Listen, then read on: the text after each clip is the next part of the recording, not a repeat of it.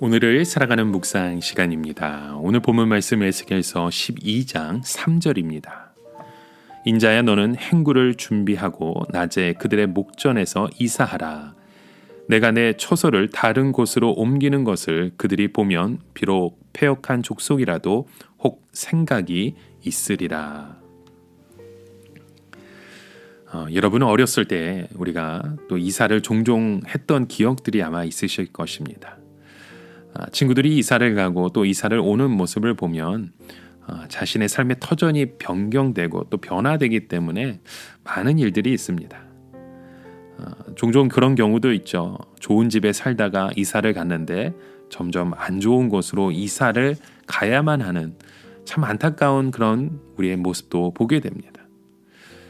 오늘 본문 말씀에도 에스겔은 이 바벨론의 포로된 곳에서 어떤 연기를 하는 것처럼 보여줍니다. 에스겔의 연기는 누군가가 이사를 하는 장면이었습니다.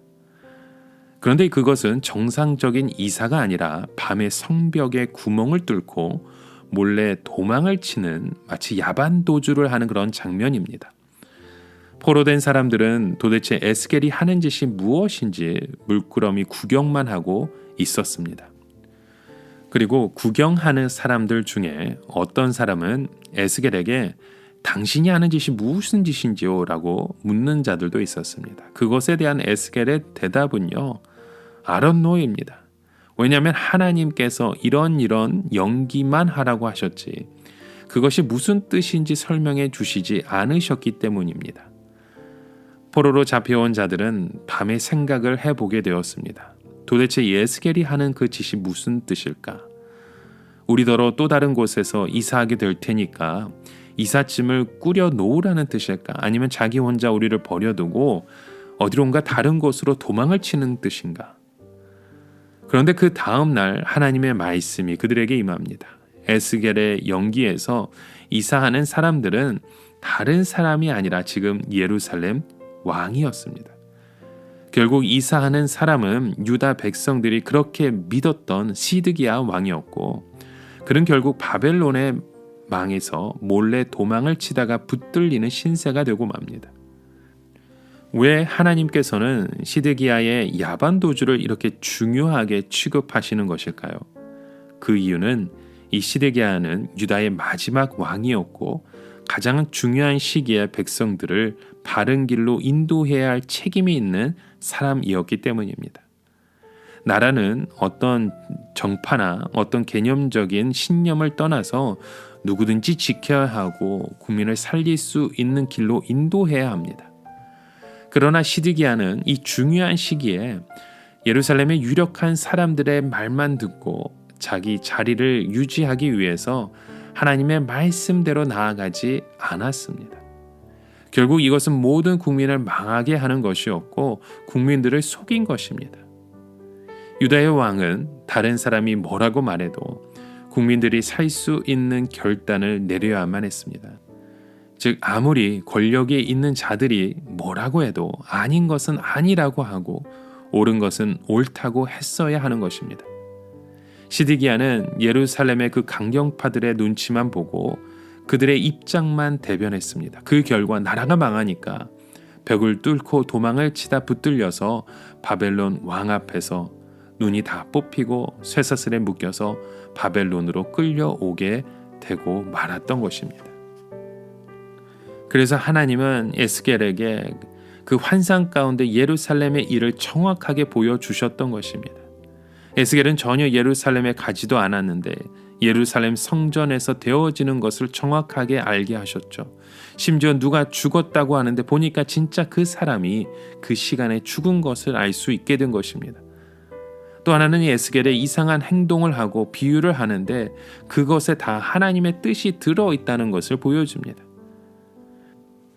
아마도 포로로 데려온 유다 백성들에게 유일하게 재미있는 것은 그 에스겔이 하는 말과 행동이었을 것입니다. 그거 외에는 아무것도 재미있거나 새로운 것이 없었잖아요. 적어도 그들이 에스겔의 말을 듣거나 그가 하는 그 연기를 볼 때 포로 생활의 따분함을 좀 잊을 수는 있었을 것입니다. 그런데 이번에 하나님이 하신 것은 이삿짐을 싸서 이사하는 것이었습니다. 지금 포로된 자들에게 가장 관심거리는 이사하는 것입니다. 아마도 누군가가 당장 보따리를 싸서 예루살렘으로 돌아가자라고 하기만 하면 당장이라도 소리를 지르면서 보따리를 싸가지고 나왔을 것입니다. 하지만 그렇게 하지 못하는 것은 바벨론 왕이 겁이 나서 못할 수밖에 없었죠. 그럼에도 불구하고 에스겔은 겁도 없이 그 이삿짐을 싸고 이사를 하려고 했던 것입니다. 그 야반도주 하는 그 장면을 보며 우리가 무엇을 생각해야 합니까? 여러분, 이것은 우리의 상황과 참 비슷합니다. 우리의 조국과 우리의 미국 땅을 봐도 이 어떤 정파에 따라서 개인적인 그 신념에 따라서 이 모든 것이 다 갈라져 있음을 봅니다. 더욱더 이것이 악화되고 있죠. 온 국민이 마음이 하나 되지 않습니다. 나라를 지켜야 하고 위기를 극복해야 하지만 지도자들은 자기 정파의 이익에 따라서 온갖 소리를 다 외치고 온갖 짓을 다 하다가 나라가 정말로 위기에 빠져 있는 그런 상황을 우리는 목도합니다. 여러분, 우리는 사람을 믿는 것이 아닙니다. 어떤 정파에 따라서 그 정당에 따라서 그들을 믿고 의지하는 것은 정말로 어리석은 짓입니다. 우리가 지금이라도 살려면 오직 하나님의 말씀만을 붙들어야 합니다. 하나님의 말씀에 깨어 있어야 되고 하나님의 말씀의 뜻이 무엇인지 오늘도 우리의 삶 가운데 깨우쳐야 하는 것입니다. 오늘 우리의 삶 가운데 하나님이 그 들려주시는 그 음성을 통해 다시금 주님 앞에 나아가시는 저와 여러분의 모습 되길 주님의 이름으로 간절히 축원합니다. 오늘을 살아가며 한 가지 묵상의 질문을 드립니다. 여러분, 오늘 우리의 삶 가운데 보여주시는 하나님의 그 환상, 또 때로는 주변 사람들을 통해서 들려주시는 그 음성은 무엇입니까? 이곳에서 우리가 무엇을 바라보고 깨달고 있는지 한번 우리의 모습을 돌아보시길 바랍니다. 무엇보다도 이곳에서 하나님의 책망의 말씀이 들렸다면 그곳에서 우리의 삶을 다시금 돌이켜 주의 뜻을 붙잡을 수 있는 저와 여러분의 삶에 고백되어 지시길 주님의 이름으로 간절히 축원합니다. 함께 기도합니다. 하나님 아버지, 오늘도 우리의 삶 가운데 포로된 자처럼 우리가 매여 있을지라도 주님, 이곳에서 주의 말씀만을 의지하고 주의 뜻만을 사모하실 수 있는 우리의 믿음의 고백들이 터져 나오게 하여 주시옵소서.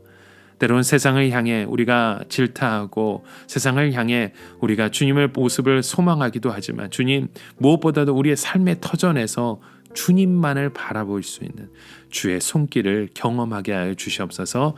예수 그리스도의 이름으로 간절히 기도드립니다. 아멘.